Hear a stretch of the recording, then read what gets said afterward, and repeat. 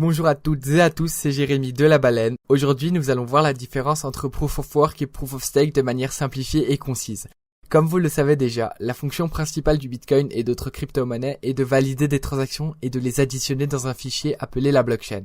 Par exemple, lorsque j'envoie une transaction d'un point A à un point B, elle est envoyée dans un bloc qui va contenir les informations de plusieurs transactions, puis être validée grâce à des nœuds. Fondamentalement, un nœud est un ordinateur branché sur le réseau qui est chargé de valider le bloc. Le bloc est daté et ajouté à la chaîne de blocs et notre transaction est arrivée au point B. Nous allons donc voir les différentes méthodes utilisées pour valider nos transactions. Les deux plus répandues sont le Proof of Work et le Proof of Stake. Il en existe d'autres très intéressantes mais qui ne seront pas développées dans cette vidéo. Le Proof of Work, POW ou preuve de travail en français, est un système qui consiste à prêter la puissance de calcul de matériel informatique, GPU comme CPU. C'est ce qu'on appelle le minage. Le Bitcoin et d'autres crypto-monnaies utilisent ce protocole. Le nœud reçoit une récompense à chaque fois qu'il a vérifié un bloc. Les deux principaux inconvénients sont les suivants. Le matériel s'use plus vite qu'avec une utilisation classique et la consommation d'électricité est beaucoup plus grande. Nous savons par exemple que la quantité d'électricité utilisée par le réseau Bitcoin est la même que celle pour l'Irlande tout entière. Il est de plus en plus difficile de miner car de nombreux utilisateurs veulent leur part du gâteau.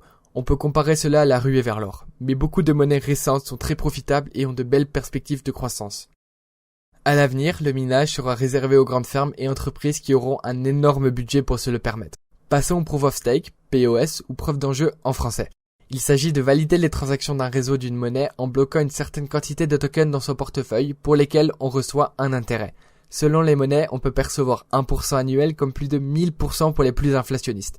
Attention à ces dernières, elles sont souvent très instables. L'avantage principal est la faible consommation électrique. Un wallet peut être supporté par un micro-ordinateur tel qu'un Raspberry. De plus, le seul moyen de mettre en péril ce réseau est de détenir plus de 50% d'une monnaie, ce qui est quasiment impossible pour les plus populaires d'entre elles. En général, un staker n'a pas de frais aussi importants qu'un miner, puisque son matériel et l'électricité utilisée sont moins coûteux. Alors voilà, c'est déjà la fin de la vidéo. Si vous avez aimé, n'hésitez pas à lâcher un like et vous abonner. Vous pouvez aussi venir nous suivre sur Twitter où on poste régulièrement des informations sur la crypto-monnaie et nos projets de La Baleine. Merci à tous de nous suivre, vous êtes de plus en plus nombreux, ça nous fait vraiment plaisir. Merci.